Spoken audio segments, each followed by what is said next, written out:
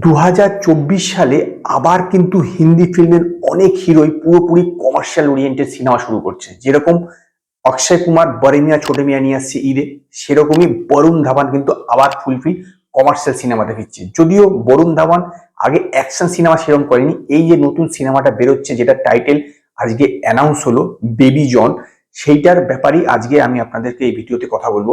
Baby জন সিনেমাটা পুরোপুরি action oriented, এটা অ্যাটলি এবং মুরাদ খেতানি জয়েন্টলি প্রডিউস করছে। তো এই সিনেমাটা ডাইরেক্ট করছে কালিস এবং এটা 31 মে রিলিজ করবে। তো আজকে টাইটেলটা অ্যানাউন্স হয়েছে, 1 মিনিট 5 সেকেন্ডের একটা টেলার মতন, মানে টেলার বা টিজার বলতে পারেন, রিলিজ করেছে।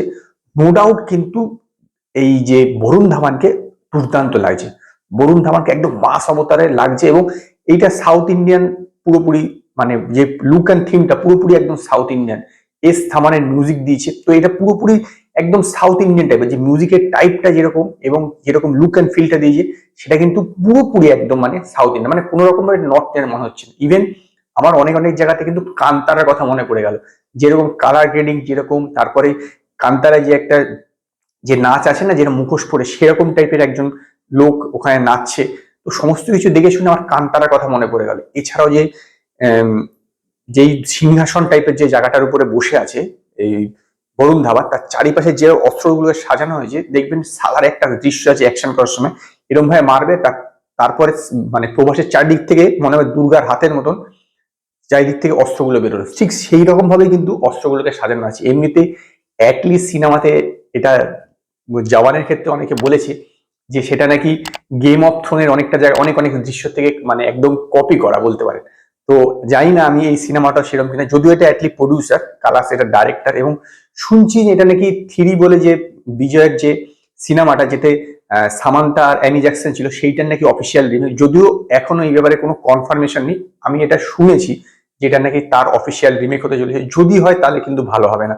কিন্তু তার সঙ্গে মানে আমি থ্রি সিনেমাটা দেখেছি দুবার, কিন্তু তার সঙ্গে কিন্তু মানে অন্তত দেখে এই যে যেভাবে এটার যে নামটা অ্যানাউন্স করে যে ভিডিওটা বের করেছে, সেটা দেখে কিন্তু একদমই সেরকম মনে হয়নি।